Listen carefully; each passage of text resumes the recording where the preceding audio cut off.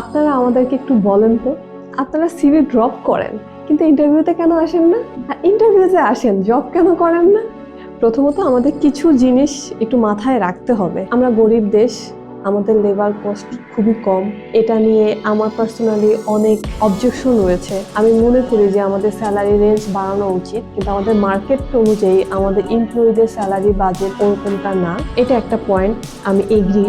এবং আমার মনে হয় এই মতামতের সাথে আপনারা সবাই এগ্রি। একই সাথে আমাদের একটু ম্যাচ করতে হবে যে আমাদের কোনো স্কিল নাই, আমরা ফ্রেশার, আমরা কোনো কাজ পারি না, আমরা কোনো কাজ জানি না, আমরা জব মার্কেটে জাস্ট এন্ট্রি লেভেলে আছি। তো আমাদের একটু শ্রম দিতে হবে, নিজেদের কিছু এক্সপিরিয়েন্স নিতে হবে এবং কিছু কাজ শিখতে হবে। এই জিনিসগুলোর জন্য আমাদের এন্ট্রি লেভেলে মিনিমাম সার্ভাইভাল একটা অ্যামাউন্টের স্যালারি হলে বা বেনিফিটস গুলো পেলে যেন আমরা উইলিংলি জব করি, এরকম একটা মাইন্ডসেট আমাদের থাকা উচিত। ফুল টাইম যারা আমরা জব করতে চাই, আর পার্ট টাইম যারা করতে চাই তারা কাইন্ডলি গো বাটনে ক্লিক করবেন, অ্যাপে অ্যাক্টিভ থাকবেন। ক্লায়েন্টরা আপনাদেরকে রিকোয়েস্ট পাঠায় কিন্তু আপনারা অ্যাকসেপ্ট করেন না। আমরা আশা করেছিলাম যে আমাদের এমপ্লয়িরা খুব রেসপন্সিভ থাকবে, তারা যে কোনো সময় ক্লায়েন্টের রিকোয়েস্ট পেলে অ্যাকসেপ্ট করবে, তারা কাজ করবে। কিন্তু আমাদের এমপ্লয়িরা না, একটু কেন যেন ঝিমিয়ে থাকে। আমাদের একটু মনোবল, একটু আমাদের কি বল ভাইব্রেন্ট থাকতে হবে, আমাদের সবসময় কাজের প্রতি একটা আগ্রহ থাকতে হবে। তো ইনশাআল্লাহ আমরা একসাথে অনেক ভালো কাজ করব।